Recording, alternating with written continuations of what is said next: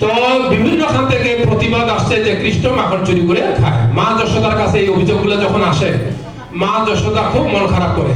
তখন কি করছে যে না, এত আমরা সহ্য করা যাবে না, তো আমি আজকে নিজেই মাখন তৈরি করব, ইয়ে করবো, আমার কৃষ্ণকে আমি খাওয়াবো। সে খুব ভোরে উঠছে, স্নান করছে, দুধ জাল দিচ্ছে। এমন সময় কৃষ্ণ ভগবান ছোট বালক সে উঠছে, উঠে যখন দেখছে যে মা কাছে নাই, খুঁজতে খুঁজতে গেছে যে উনুনের কাছে আছে। তারপর এক সময় বলছে যে মা আমি দুধ খাবো। তো মা যশোদা প্রীত হয়ে তাকে কোলে নিয়ে স্তন্য দান করছে। এই সময় দুধ দেখতেছে যে আমার এত ইচ্ছা ছিল যে ভগবান কৃষ্ণ যেন আমাকে পান করে তৃপ্ত হয়, কিন্তু সে যেহেতু মায়ের দুধ পান করবে, আমার কি মন্দ ভাগ্য। হ্যাঁ, মন খারাপ করছে সে। এক সময় উনুনে যখন অগ্নি বেশি প্রজ্বলিত হচ্ছে, দুধটা স্ফীত হয়ে পড়ে যাচ্ছে, মা যশোদা সঙ্গে সঙ্গে কৃষ্ণকে রেখে দুধটা রক্ষা করতে গেছে। কৃষ্ণ সঙ্গে সঙ্গে খুব খেপে গেছে। খেপে যাবে কিনা, বলছে যে আমার থেকে কি দুধটা বড় হয়ে গেল, আমি তো তৃপ্ত নই, তো ঠিক আছে শাস্তি তোমাকে দিব।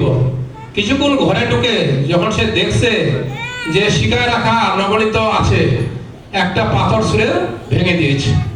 তারপরে যখন পড়ছে, সম্পূর্ণ হাতে বাক্সে বানরদেরকে ডাকছে, খাওয়াচ্ছে।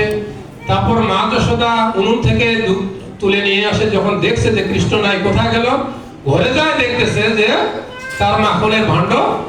এই কাজটা কে করেছে? মার বুঝতে অপেক্ষা করতে হলো না যেটা কৃষ্ণের এই কাজ। সঙ্গে সঙ্গে কৃষ্ণকে ধরতে গেল, দেখছে কৃষ্ণ মায়ের একটা লাঠি নিয়েছে। তো কৃষ্ণ মায়ের ভয়ে ভীত হয়ে চুপচুপ করে পালাচ্ছে। এখানে মনে রাখিয়েন, ভগবান কৃষ্ণের ভয়ে কিন্তু যমরাও ভীত সন্ত্রস্ত, কিন্তু মা যশোদার ভয়ে কৃষ্ণ ভীত সন্ত্রস্ত যে মা আমাকে ধরলে শাস্তি দেবে। তো যাও, ধরতে গিয়ে দৌড়াচ্ছে মা, কৃষ্ণ দৌড়াচ্ছে, মা দৌড়াচ্ছে, দৌড়াতে দৌড়াতে দৌড়াতে দৌড়াতে ক্লান্ত হয়ে একসময় মা যশোদা কৃষ্ণকে ধরে ফেলছে। নিতাই গৌর সীতানাথ প্রেমানন্দ একবার। কৃষ্ণ ভয়ে কাঁপছে, কান্না করছে, চোখগুলো ঘষাঘষি করছে, কাজল গুলো সব একেবারে মুখে চোখে সবখানে গেছে। তো মা বললো যে না, একে বেশি শাস্তি দেওয়া যাবে না। ভয় দেখাইলো যে আর যেন তুমি দুদিন নড়চড়ি না করো, তোমাকে শাস্তি পেতে হবে, তোমাকে আমি বেঁধে রাখবো। বেঁধে রাখার জন্য একটা দড়ি সংগ্রহ করলো, করে যখন উদুফুলের সঙ্গে সামের সঙ্গে বাঁধছে, তখন দেখতেছে যে 2 আঙ্গুল শর্ট। কতটুকু শর্ট? 2 আঙ্গুল। তো ঠিক আছে, তোমাকে বাঁধবো। আরো কিছু দড়ি সংগ্রহ করলো, তখনও 2 আঙ্গুল শর্ট। এইভাবে বাঁধতে বাঁধতে কিছু গোপীরা তখন সেখানে আসলো। এই দৃশ্যটা দেখতেছে ভগবানের কি চমৎকার দৃশ্য, যে ওইটুকু বাচ্চা এত দড়ি জোড়া দিচ্ছে, তারপরও দড়ি শর্ট হচ্ছে, কারণ কি? এবং সকলেই খুব প্রীত হচ্ছে। এক সময় বাঁধতে বাঁধতে মা যশোদাদের কত লক্ষ ধনু ছিল? 9 লক্ষ ধনু ছিল। তার দড়িগুলো দিয়ে যখন বাঁচছে, কৃষ্ণ কিন্তু বাধা যাচ্ছে না, প্রত্যেকবারে 2 আঙ্গুল শর্ট। এখানে বুঝবেন, মনে রাখেন, ভগবান বলছে এখানে 2 আঙ্গুল কেন শর্ট? ভগবান বলছে আমি যতক্ষণ ইচ্ছা করবো না ততক্ষণ তুমি আমাকে বাঁধতে পারবে না। আর একটা ভক্তের ঐকান্তিক লাগবে। 2 আঙ্গুল মানে কি? একটা ভগবান কৃষ্ণের কি লাগবে? কৃপা।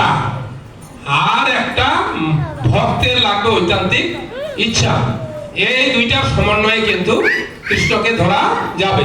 যে যখন দেখছে যে মা যশোদা ক্লান্ত হয়ে গেছে, ঘর্মাক্ত চুল থেকে কোবরি পড়ে যাচ্ছে, তখন সে ধরা দিছে যে না, এখন আমাকে ধরা দিতেই হবে।